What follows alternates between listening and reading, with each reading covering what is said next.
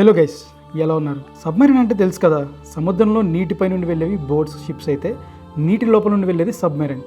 దీని గురించి మనలో చాలామంది వినే ఉంటారు, కొందరు వైజాగ్ వెళ్ళినప్పుడు చూసి కూడా ఉంటారు, లేదంటే మన రానా గారు చేసిన గాజీ సినిమా అయినా చూసే ఉంటారు కదా. కానీ అసలు ఈ సబ్మెరీన్లో లైఫ్ ఎలా ఉంటుంది మీరు ఎప్పుడైనా ఆలోచించారా? సముద్రపు లోతుల్లో కనీసం వెలుతురుకు కూడా దూరంగా ఎంతో సీక్రెట్గా సాహసవంతమైన జీవితాన్ని గడిపే ఈ సబ్మెరీన్లో ఉండే గ్రూప్ది ఎంతైనా ఒక డిఫరెంట్ ఎక్స్పీరియన్స్. ఈ వీడియోలో అసలు సబ్మెరీన్లో ఉండే జీవితం ఎలా ఉంటుంది, అందులోని వాళ్ళకి ఉండే ఛాలెంజెస్ ఏంటి, వాళ్ళ ఎక్స్పీరియన్సెస్ ఇంకా స్పెషాలిటీస్ గురించి తెలుసుకుందాం. అసలు సబ్మెరీన్ అంటే ఏంటి? సబ్మెరీన్ అనేది నీటి అడుగున ప్రయాణించగలిగే ఒక ప్రత్యేకమైన నౌక.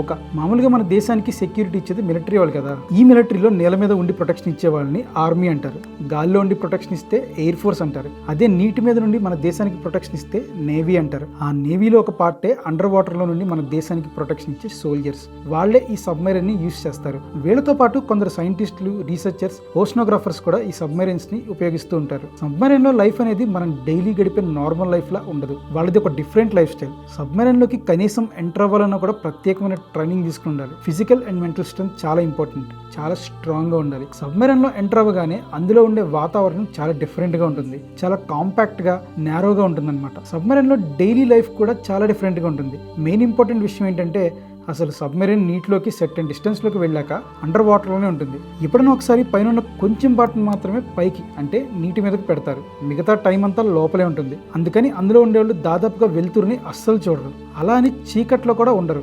లోపల లైట్స్ నుండి వచ్చే వెలుగు తప్ప న్యాచురల్గా సన్లైట్ అయితే వాళ్ళకి అవైలబుల్గా ఉండదు. అది డేనా నైటా అనేది కూడా తెలియదు. అందులో ఉండే సోల్జర్స్ 24 గంటలు పని చేస్తూనే ఉంటారు. వాళ్ళకున్న వర్క్ని షిఫ్ట్స్గా డివైడ్ చేసుకుని 6 అవర్స్ ఆఫ్ వర్క్ అలాగే 6 అవర్స్ ఆఫ్ రెస్ట్ అన్నట్టు ఉంటుంది. అలాగే ఒక రోజులో ప్రతి సోల్జర్ కూడా 12 గంటలు వర్క్ చేస్తారు. ఇది సబ్మెరీన్ లో వెరీ జనరల్ రూల్ అనమాట. ఇంకా సబ్మెరీన్ లో ఫుడ్ విషయానికి వస్తే మనం అనుకుంటుంటాం వాళ్ళు ఎలాగో ఉండే సముద్రంలోనే కదా, డైలీ చేపలు పట్టుకుని ఫిష్ తింటుంటారు అనుకుంటాం. కానీ అసలు వాళ్ళు ఫిష్ నే పట్టుకుని వండుకుని తినడం అనేది అస్సలు జరగని పని. మోస్ట్లీ వాళ్ళు ఆల్రెడీ ప్యాక్ చేసుకుని తీసుకెళ్ళిన బాక్స్ ఫుడ్స్ నే తింటారు. సముద్రంలో నీరు సాల్ట్ వాటర్ కదా, సో వాళ్ళకి డిహైడ్రేటెడ్ ఫుడ్ ఉంటుంది. కొన్నిసార్లు అయితే 6 months పాటు డైలీ ఒకటే ఫుడ్ ని కూడా తింటారు. వాళ్ళకి బోర్ కొట్టినా నచ్చకపోయినా కూడా అవి తినడం తప్ప వేరే చాయిస్ ఉండదు. అలాగే సబ్మెరీన్ లో నిద్ర అనేది చాలా లిమిటెడ్ గానే ఉంటుంది, ఎందుకంటే సోల్జర్స్ కి కేటాయించిన బర్త్స్ చాలా చిన్నగా ఉంటాయి. కొంతమంది ఒకే బెడ్ ని షిఫ్ట్స్ వైస్ షేర్ చేసుకుంటూ ఉంటారు. వాళ్ళు సంపూర్ణంగా నిద్రపోవాలన్నా కూడా అది వాళ్ళ కంఫర్టబుల్ స్లీప్ అయితే అవ్వదు.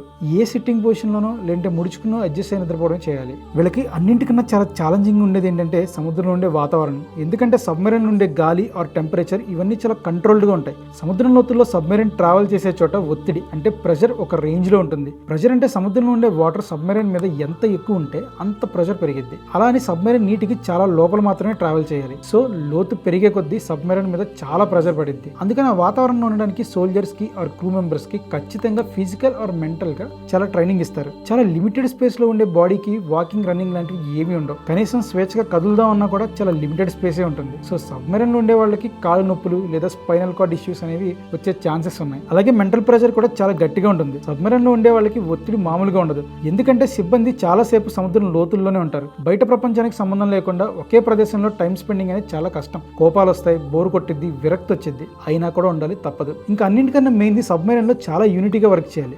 ఏ మాత్రం చిన్న ఇష్యూ వచ్చినా కూడా అది సబ్మెరీన్ మొత్తాన్ని మొక్కలు చేసేస్తుంది. వాటర్ లో ఒక లెవెల్ ఆఫ్ లోతులో ఏం జరిగినా పర్లేదు, కానీ అదే సముద్ర పడుగున సీ బెడ్ మీద ఉన్నప్పుడు ఏం జరిగినా అందరూ చనిపోతారు.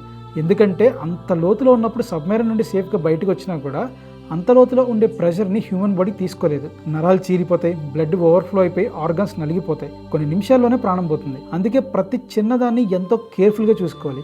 ఏ చిన్న ప్రాబ్లం వచ్చినా చాలా క్విక్గా రియాక్ట్ అవ్వాలి. పొరపాటున సబ్మెరీన్లో ఎవరైనా చనిపోతే కొన్ని మంత్స్ వరకు అందులోనే ఉండాల్సి వస్తే, ఇప్పుడంటే పర్లేదు కొన్ని అప్డేషన్స్ చేశారు, కానీ ఒకప్పుడైతే ఖచ్చితంగా ఆ బాడీని సముద్రంలోనే వదిలేసేవాళ్ళు.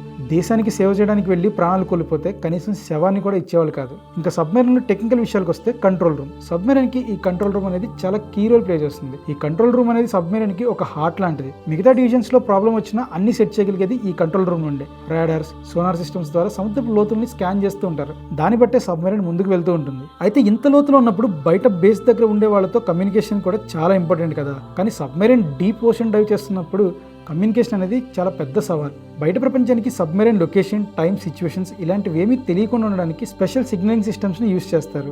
సబ్మెరైన్లో క్రూ మొత్తం కలిసి ఒక ఫ్యామిలీలా, బ్రదర్స్లా ఉంటారు. ప్రతి ఒక్కరు ఒకరి మీద ఒకరు ఇంటర్ డిపెండెంట్ అయి ఉంటారు. సముద్రపు లోతుల్లో కనిపించే అన్ని అద్భుతాలు, జీవరాశులు సబ్మెరైన్లో ఉండే క్రూ మెంబర్స్కి ఆసమ్ ఎక్స్పీరియన్స్ ఇస్తాయి. సబ్మెరైన్లో ఎమర్జెన్సీ పరిస్థితులు అనేవి జనరల్గానే వస్తూ ఉంటాయి. ఎయిర్ ఫ్లో, ఫైర్ సేఫ్టీ ఇలాంటి వాటిలో రెగ్యులర్ ట్రైనింగ్స్ అండ్ కొత్త టెక్నాలజీస్ అప్డేషన్స్ కూడా ఉంటాయి. సబ్మెరైన్లో జీవితం అంటే ఒక్కోసారి ఒంటరితనంతో పోరాటం, ఒక్కోసారి సాహసాలకు నిదర్శనం. ఇది ఒక డిఫరెంట్ లైఫ్ స్టైల్. సముద్రపు లోతుల్లో అలజలను ఎదుర్కొంటూ ప్రపంచానికి దూరంగా తమ జీవితాన్ని అంకితం చేసిన వీరులు వీళ్ళు. మనల్ని కాపాడే నిజమైన హీరోలు కూడా వీళ్ళే. వార్స్ ఉంటాయి, అవైతే ఇంకా నెక్స్ట్ లెవెల్. సెకండ్స్ లోనే ప్రాణాలు పోతాయి. త్రుటిలో తప్పే ప్రమాదాలు ఎన్నో ఉంటాయి. ఒక సబ్మెరైన్ ఇంకో సబ్మెరైన్ ని లేదా వేరే దేశం నేవీ షిప్స్ ని అటాక్ చేయాలంటే ఇందులో కూడా మిసైల్ సిస్టమ్స్ ఉంటాయి. వాటిని టార్పిడోస్ అంటారు. అవి అంత లోతులో ఉన్న ప్రెజర్ని తట్టుకుని కూడా ట్రావెల్ అవుతాయి, టార్గెట్ని హిట్ చేస్తాయి. సో గైస్, ఇప్పుడు మీకు సబ్మెరైన్ గురించి ఒక బేసిక్ అవగాహన వచ్చిందని అనుకుంటున్నాను.